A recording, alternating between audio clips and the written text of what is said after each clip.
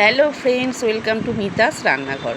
ইলিশ মাছের যে কোনো পদই তো আমাদের জিভে জল এনে দেয়, কিন্তু সর্ষে পোস্ত আর টক দইয়ের মেলবন্ধনে যখন তৈরি হয় গরম গরম দই ইলিশ ভাপা, তখন আর কোনো কথারই জায়গা থাকে না। আজ আপনাদের সাথে শেয়ার করব একদম সহজ পদ্ধতিতে খাঁটি বাঙালি স্বাদের কীভাবে পারফেক্ট দই ইলিশ ভাপা বানানো যায়। চলুন আর দেরি না করে রান্নাটা শুরু করা যাক। এখানে আমি ইলিশ মাছের টুকরোগুলোকে নুন আর হলুদ দিয়ে খুব ভালো করে মাখিয়ে নিয়েছি।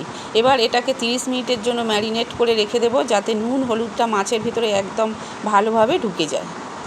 এবার একটা বাটিতে 1 চামচ করে সাদা সর্ষে, কালো সর্ষে আর পোস্ত নিয়ে নিচ্ছি। এর মধ্যে অল্প জল দিয়ে একটু ভিজিয়ে রেখে তারপর মিক্সার গ্রাইন্ডারে দিয়ে দেবো। আর হ্যাঁ, সর্ষে যাতে তেতো না হয়ে যায় তার জন্য এর সাথে দিয়ে দেব 1 চামচ নুন আর 3-4টে কাঁচা লঙ্কা। এবার সবটা মিলিয়ে একটা মসৃণ পেস্ট তৈরি করে নেব। এবার একটা বাটিতে 200 গ্রাম টক দই নিয়ে খুব ভালো করে ফেটিয়ে নেব, যতক্ষণ না এটার একটা সুন্দর ক্রিমি টেক্সচার আসছে।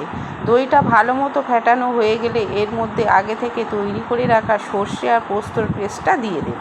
এরপর এর মধ্যে স্বাদ মতো নুন আর সামান্য একটু চিনি দিয়ে দেব।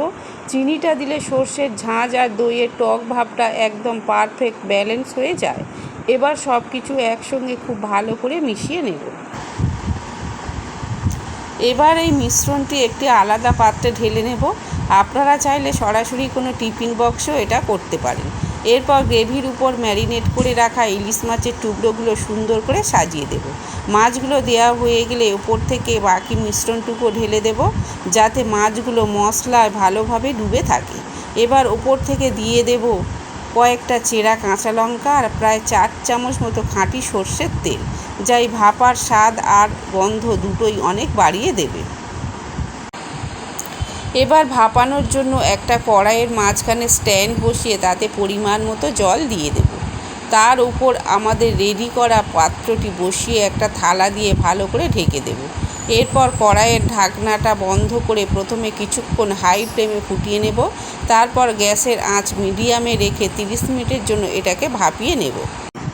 ব্যাস তৈরি আমাদের গরম গরম দই ইলিশ ভাপা। গরম ভাতের সাথে এটা জাস্ট অসাধারণ লাগে।